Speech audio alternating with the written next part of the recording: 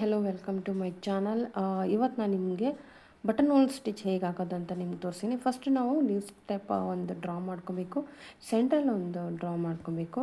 So ನಾವೀಗ first starting ನೋಡಿ, ನಾನು ನಿಮ್ಗೆ ಮೊದಲು ಹೇಳಿದ್ದೀನಿ 90 ಡಿಗ್ರಿಲಿ ಇಟ್ಕೊಂಡು ಫಸ್ಟ್ ಇದು ಸೆಂಟ್ರಲ್ಲಿ ನಾವು ಥ್ರೆಡ್ನ ಎಳ್ಕೊಬೇಕಾಗತ್ತೆ. ಸೇಮ್ ಮಧ್ಯ ಹಾಕ್ಕೊಬೇಕು, ನಿಧಾನವಾಗಿ ತಕ್ಕೊಬೇಕಾಗತ್ತೆ ಥ್ರೆಡ್ಡು.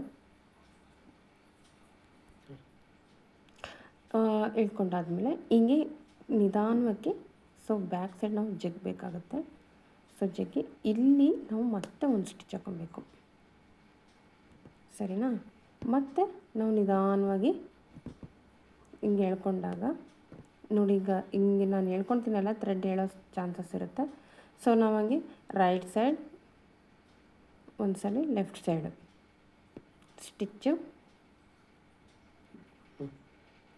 ಮತ್ತು ಸ್ಟಿಚ್ಚು ಎಳ್ಕೊಬೇಕು.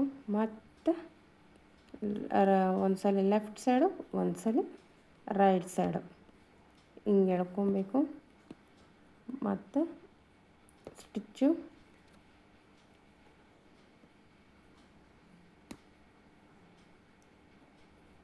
ನಿಧಾನವಾಗಿ ಎಳ್ಕೊಬೇಕು.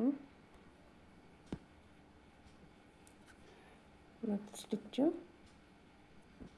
ನಿಧಾನವಾಗಿ, ಇದನ್ನೇನೆಂದರೆ ಟೈಟಾಗಿ ಎಳ್ಕೊಬಾರ್ದು. ಯಾವುದೇ ಆಗಲಿ ನಾವು ವರ್ಕ್ ಮಾಡುವಾಗ ಟೈಟಾಗಿ ಎಳ್ಕೊಬಾರ್ದು. ಸೊ ಟೈಟಾಗಿ ಎಳೆದ್ರೆ ಜಾಸ್ತಿ ಅದು ಸಿಂಕ್ ಆಗುತ್ತೆ, ಯಾಕಂದರೆ ಥ್ರೆಡ್ ಮೇಲ್ಮೇಲೆ ಎಳೆಯೋಕ್ಕೆ ಚಾನ್ಸಸ್ ಇರುತ್ತೆ.